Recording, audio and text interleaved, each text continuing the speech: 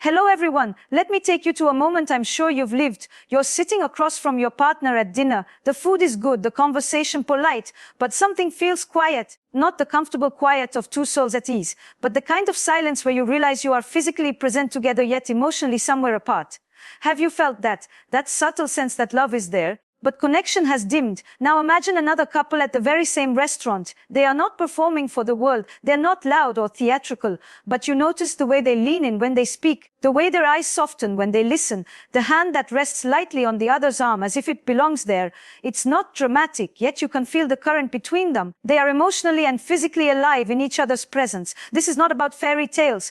This is not about endless roses or fireworks every night. It's about secret habits, often invisible from the outside, but deeply alive inside the relationship. Habits that create a world where intimacy doesn't just survive, it thrives. The first of these habits is one we often overlook. They stay curious about each other. You see, in the beginning of a relationship, curiosity comes so naturally. We want to know everything. What music makes you dance? What childhood memory still makes you laugh? What secret dream you've never told anyone? But over time, we start to believe we know the other fully. We stop asking questions, stop listening deeply, and without realizing it, we begin to live next to each other instead of with each other. Connected couples never fall into this trap. They remain explorers. They ask, what has inspired you today? What has been heavy on your heart? What are you secretly excited about right now? These are not small talk questions. These are questions that signal I want to know you. Not just the version of you I think I already understand. And this curiosity is not only about words, it is also physical. Think of the way lovers in the beginning notice every detail of each other's bodies,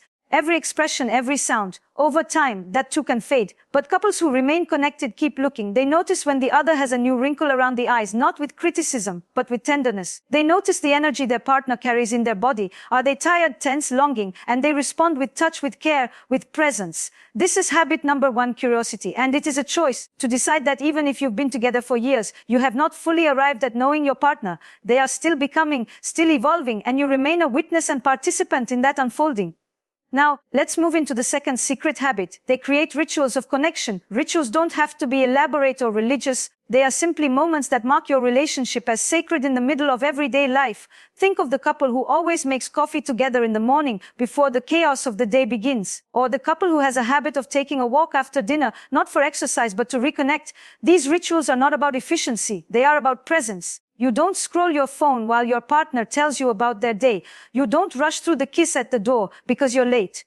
You make these small moments into sacred ones. And here's why they matter. Rituals anchor the relationship. When life gets overwhelming, children, work, stress, it is these little islands of connection that remind you we belong to each other. And let me tell you, rituals are not only emotional, they are physical too. Maybe it's the ritual of always holding hands while falling asleep, or the ritual of sending a small text in the middle of the day that says, I'm thinking of you. Maybe it's the ritual of creating a weekly evening where intimacy is not about performance, but about exploration, softness, touch, play. These rituals are not random. They are habits that couples cultivate because they know intimacy does not simply happen. It is created. This brings me to the third secret habit, which flows so naturally from the first two. They fight in a way that brings them closer, not further apart. Conflict is inevitable. Every couple fights. But what makes the difference between couples who grow together and couples who drift apart is not the absence of conflict. It's the way they engage in it. Many people believe that fighting means something is broken.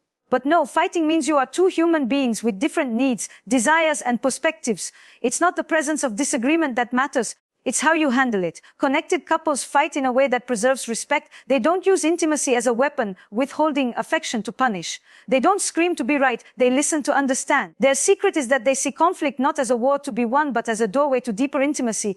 Because in every fight there is a hidden message. I want to feel seen. I want to feel valued. I want to know you care. And so instead of slamming the door, they ask, help me understand what you need right now. Instead of attacking with, you never, they open with, I feel. And most importantly, after the storm, they know how to repair. They reach for each other, not only emotionally, but physically. A hand on the shoulder, a hug, a kiss that says, yes, we disagree. Yes, we hurt each other, but we still choose us. These are the first three habits: curiosity, rituals of connection, fighting with respect. Together, they form the foundation on which emotional and physical intimacy rests. Without them, desire fades, conversations dry up, and even love can feel heavy. With them, love remains alive, fresh, and full of possibilities. And as we continue, we will see how these foundations open the door to even deeper forms of intimacy, where couples not only survive the test of time, but thrive in it, building a love that is both tender and electric, familiar yet full of mystery. When we think about connection, it's easy to imagine only the soft, romantic parts, the candlelight, the laughter, the warmth of a hand held across the table. But connection is not only born in the moments of harmony, it is also cultivated in the spaces where life is messy, unpredictable, and deeply human.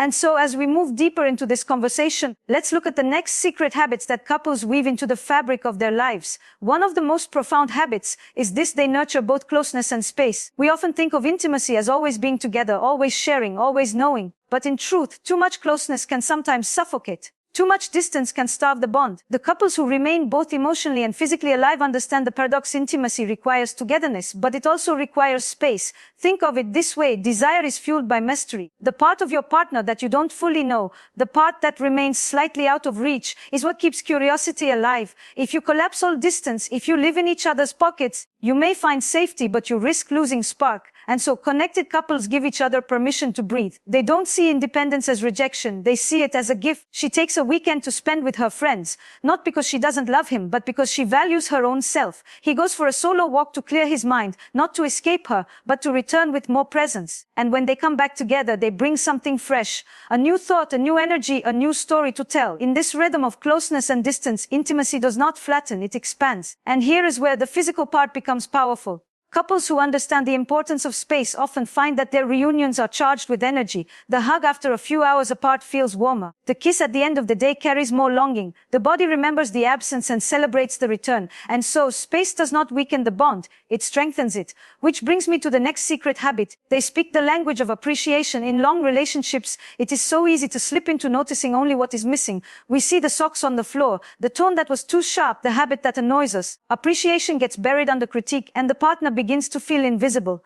But couples who thrive never stop expressing gratitude, even for the smallest things. It's not about grand speeches. It's about noticing. Thank you for making the coffee. I love how you thought of me when you picked that song.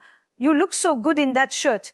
Appreciation is fuel. It tells the other, I see you. I don't take you for granted. And here's the secret. You don't just say appreciation, you show it physically. A hand on the back as they walk by, a playful kiss while cooking, the squeeze of a shoulder in the middle of a busy day. These gestures don't take time, but they build a deep emotional bank account. Because when you feel valued, you naturally want to give more. When you feel invisible, you begin to withdraw. Couples who appreciate each other daily create a cycle of giving, of generosity, of joy. And let me tell you, appreciation is deeply erotic. Because desire does not grow in an atmosphere of criticism. Desire grows where one feels admired, cherished, celebrated. The language of appreciation is both emotional oxygen and physical spark. Now, there is another secret habit, one that often separates couples who last from couples who fade. They continue to play. Play is not reserved for children. Play is the language of vitality. It is how we remember that love is not only about responsibility, it is also about joy. When couples stop playing, relationships begin to feel heavy, transactional, like a list of tasks to accomplish. But when couples keep play alive, they create moments of lightness that nourish both heart and body. Play can look different for every couple.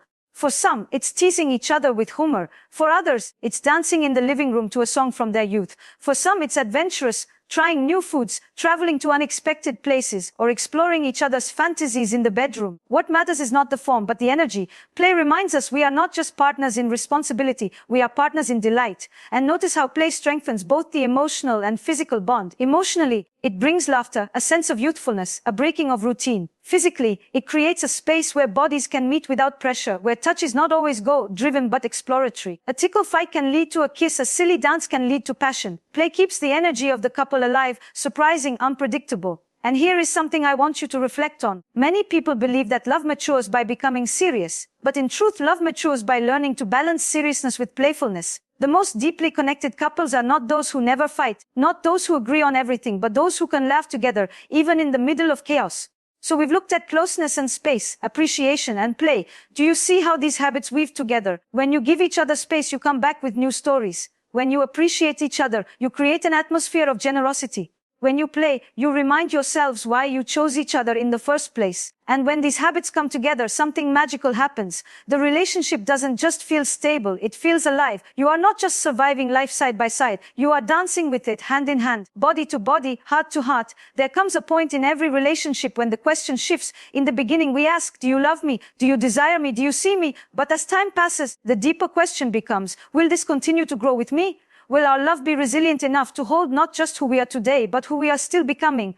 And the truth is, Couples who remain emotionally and physically connected don't avoid this question. They live inside it, which is why the sixth secret habit is this: they invest in growth, together and individually. It's tempting to believe that when two people commit, they become one, but that is a myth. You are not one person, you are two. And for love to remain alive, each person must continue to grow. Stagnation is the enemy of intimacy, because when one partner evolves while the other stays still, resentment builds. When both stop growing, boredom creeps in. Connected couples know this. They encourage each other's dreams even when they don't directly involve them. She supports his new project at work, not because she understands every detail, but because she delights in seeing his passion come alive. He encourages her to take that class, to learn that language, to step into her ambition, not because it benefits him, but because her vitality adds to the relationship's vitality. And here's the beauty: growth creates new attraction. When you see your partner lit up by something they love, you feel drawn to them. When they surprise you with new perspectives, you fall in love again. Growth is not a threat to intimacy.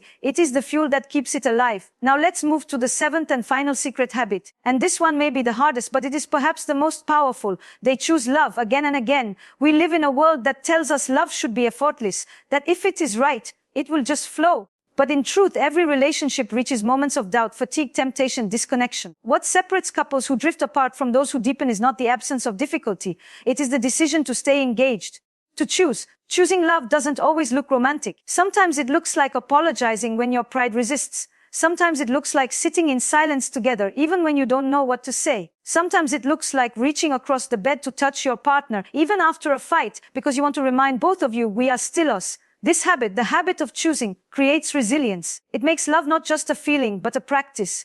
And when love is a practice, it doesn't fade with time, it matures. It becomes a place where desire and tenderness can coexist, where safety and excitement meet, where two people can look at each other after years and still feel both comfort and fire. So let's step back and see the picture we've painted together. Couples who stay emotionally and physically connected are not living in some perfect fairy tale love. They are building daily habits, curiosity, rituals of connection, fighting with respect, balancing closeness and space, appreciation, play, growth, and choosing love again and again. These are not magic tricks, they are choices. Simple, quiet, powerful choices. And maybe you're wondering, where do I begin? The answer is you begin small. Tonight, ask your partner a question you haven't asked in years. Tomorrow morning, create a ritual, even something as simple as sharing a coffee without phones. Notice one thing your partner does and say thank you. Let yourself be playful, even if it feels silly. Give each other space when needed, and when you reunite, savor it. Support their dreams as if they were your own. And in the moments of doubt, when it feels easier to withdraw, reach out instead. Because here's the truth: relationships don't die from one dramatic event. They die from neglect, from the slow erosion of attention, from the absence of these small but vital habits. And they flourish when these habits are practiced, not perfectly, but consistently. I want you to imagine this for a moment. 10 years from now, sitting with your partner, maybe your hair is grayer, maybe your bodies have softened, maybe life has left its marks.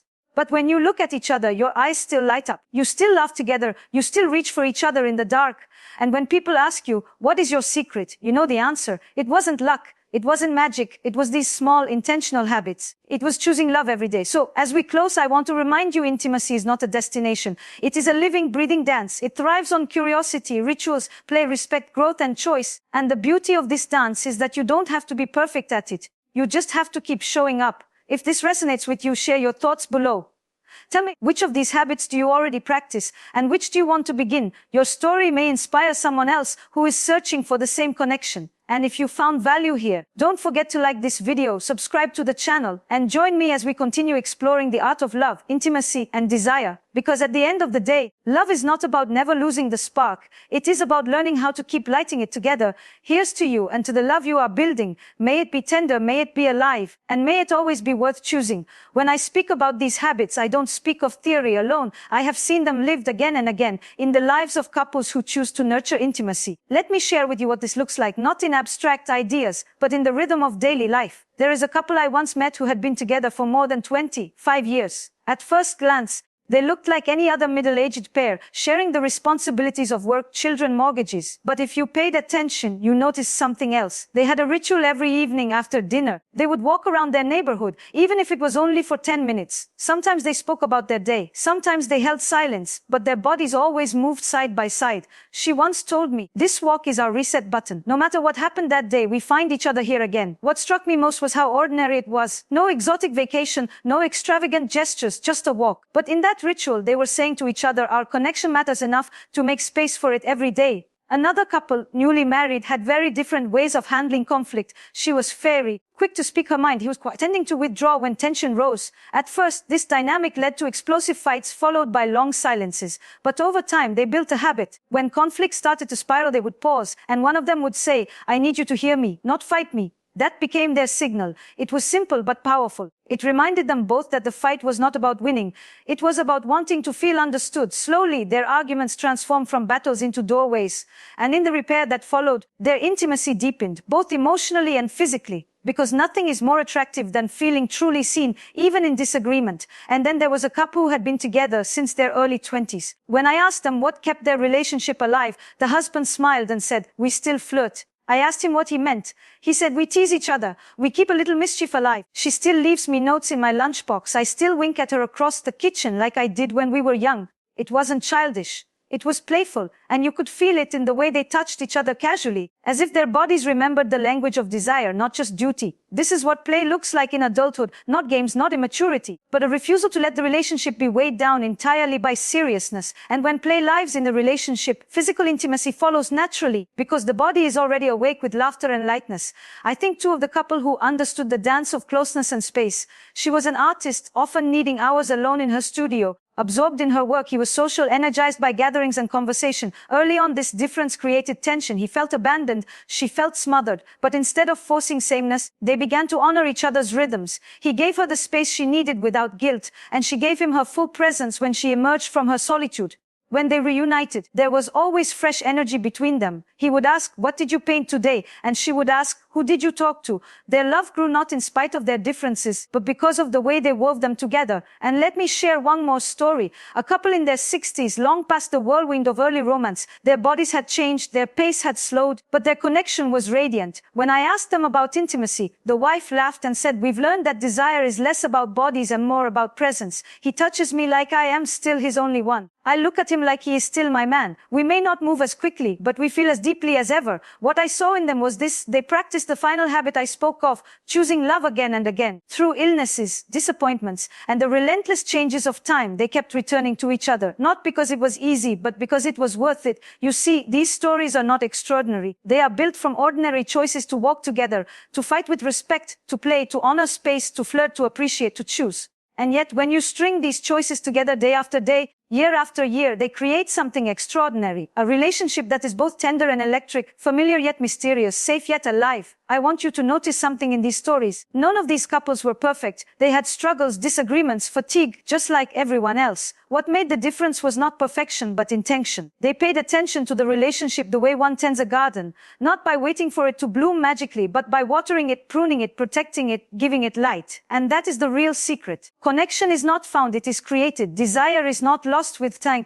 Intimacy is not a gift that only some receive. It is a practice that anyone can cultivate. So perhaps the question is not, how do I find this kind of love? But rather, how do I practice it? How do I live it today in my own life with the person I have chosen? Because when you begin to live these habits, you begin to transform not just your relationship, but yourself. You learn to listen more deeply. You learn to give more generously. You learn to play more freely. And in doing so, you discover that intimacy is not something you wait for. It is something you create moment by moment, touch by touch, choice by choice. There is a moment, often unnoticed, when two people in a long relationship catch each other's gaze and realize we have lived so much already, and still there is more to discover.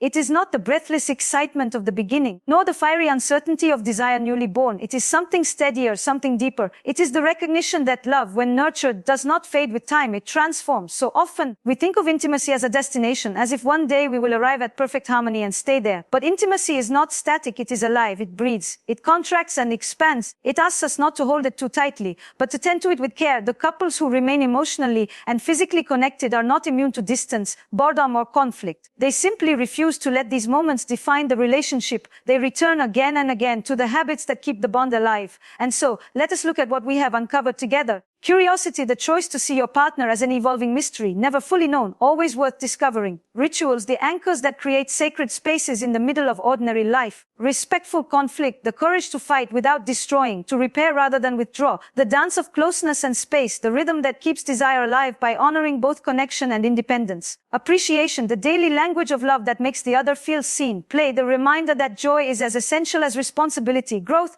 the commitment to evolve, to surprise, to keep expanding together. And finally, choice, the willingness to love not just when it is easy, but especially when it is hard. These are not techniques, they are not tricks, they are practices. And like any practice, they require attention. You cannot plant a seed and expect it to flourish without sunlight and water. In the same way, you cannot expect intimacy to flourish without presence and care. But here is the hope. You do not need grand gestures. You do not need to be perfect lovers or flawless communicators. What you need is intention, a decision to keep showing up, a willingness to tend to the small things again and again. Because in relationships, the small things are not small. They are everything. I often say desire is not about the body. It is about the presence you bring into the moment. Two people can share a bed every night and feel oceans apart. Or they can share a glance across a crowded room and feel the spark of connection ripple through them. It is not about proximity. It is about aliveness. And aliveness is cultivated through these habits. I want you to imagine your own life for a moment. Imagine walking through the years with your partner. There will be days of joy, days of fatigue, days of doubt. There will be mornings when love feels effortless and nights when it feels distant. But if you carry these habits with you, what you create is not a perfect relationship. It is a resilient one. A relationship that bends but does not break, that adapts, that learns, that grows. And when others look at you and ask, what is your secret? You will know it was not luck. It was not destiny. It was not some magic formula. It was the daily practice of curiosity, of ritual, of appreciation, of play, of growth, of choice. It was the decision to keep love alive, not as a fleeting feeling, but as a living practice. Because love is not something you fall into once. Love is something you choose every day. So tonight, I want you to try something small. Ask your partner a question you have never asked before. Create a ritual, a walk, a shared tea, a kiss that lingers for 5 seconds longer than usual.